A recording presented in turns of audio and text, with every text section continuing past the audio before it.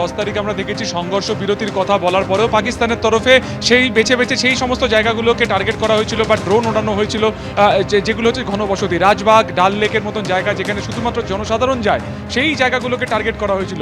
যদিও তার পাল্টা প্রত্যাঘাত করতে ভারত বেশি সময় নেয়নি, 3 বাহিনী একযোগে হামলা চালায় পাকিস্তানের উপরে। এবং গতকালকে সেই কারণে অত্যন্ত ইম্পর্টেন্ট একটা রাত ছিল যে দেখার যে পাকিস্তান ফের তাদের যে প্রকৃতি অনুসারে তারা হামলা করে কিনা এই সিজ ফায়ারকে ভায়োলেশন করে। কিন্তু আমরা দেখলাম যে গতকালকে প্রথম ব্ল্যাক আউট হয়নি, দ্বিতীয়বার প্রথম কালকে কিন্তু এমন একটা ঘটনা যে কোথাও কোনো সিজ ফায়ারের গল্প নেই। বারামুল্লা ডিভিশনে যে দুটি সেক্টরে লাগাতার সেনাবাহিনীকে লক্ষ্য করে বা সেনাবাহিনী ছাউনিকে লক্ষ্য করে পাকিস্তান গুলি ও মর্টার ছুঁড়েছে, গ্রামের উপরে শেলিং করেছে, গতকালকে কিন্তু এর কোনো অনর্থা হয়নি। ফলত আজকের দিনটা অত্যন্ত গুরুত্বপূর্ণ, কারণ আমরা জানি যে আজকে হাই লেভেল মিটিং রয়েছে, রাত্রি 8টাতে প্রধানমন্ত্রীর একেবারে সরাসরি তার বার্তা রয়েছে। ফলত উপত্যকার মানুষ কিন্তু তারা আশায় বুক বাঁধছেন কোথাও যে সংঘর্ষ বিরতি দীর্ঘস্থায়ী হবে এবং তাদের যে অর্থনীতি সেটা কিন্তু ফিরে আসবে। পাশাপাশি তোমাকে বলে রাখবো যে এর আগে একাধিক সার্জিক্যাল স্ট্রাইক করা হলো, অপারেশন সিঁদুর কিন্তু কার্যত পাকিস্তানের আসল রূপকে ভারতবর্ষ সামনে এনেছে।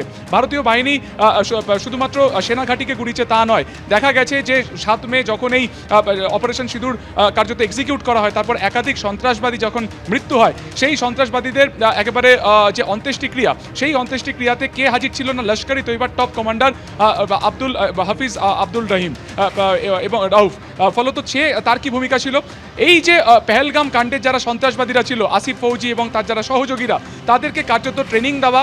শুধুমাত্র তাই না, ওভারগ্রাউন্ড ওয়ার্কার যে 14 জনের নাম উঠে এসেছিল তাদেরকেও প্রশিক্ষণ দিয়েছিল কিন্তু এই হাফিজ রৌফ। ফলত সে একেবারে মোস্ট ওয়ান্টেড তালিকা তো বিশ্বে একেবারে শীর্ষ তালিকাতে রয়েছে। ফলত এমন এক ব্যক্তিত্ব কিভাবে সন্ত্রাসবাদীদের অন্ত্যেষ্টিক্রিয়াতে সে উপস্থিত থেকে কলমা পড়ছে এবং সেই ছবিও বাহিনী কার্যত এক্সপোজ করে দিয়েছে, যেখানে শুধুমাত্র যে হাফিজ রৌফ আছে তা নয়, সেখানে সেনাবাহিনীর টপ কমান্ডাররাও রয়েছে একেবারে পাকিস্তানের, এবং তার যে জাতীয় পরিচয়পত্র সেটাও সামনে এনেছে। ফলত সন্ত্রাসবাদীদের সাথে পাক সেনা বা পাক প্রশাসনের যে সরাসরি লিঙ্ক বারবার ভারতবর্ষ আগেও দাবি করেছে, এই উড়ির এই যে অপারেশন সিঁদুরের ঘটনা সেটা কিন্তু একেবারে সামনে এনে দিয়েছে। ফলত একদিকে সন্ত্রাসবাদীদের ঘাঁটি করানো, শুধুমাত্র ঘাঁটি করানো নয়, সেই অন্ত্যেষ্টিক্রিয়াতে লস্কর-ই তৈয়বার টপ কমান্ডারে উপস্থিত থাকা, এবং শুধু উপস্থিত থাকা নয়, কাদের সামনে উপস্থিত রেখেছে না পাক সেনা।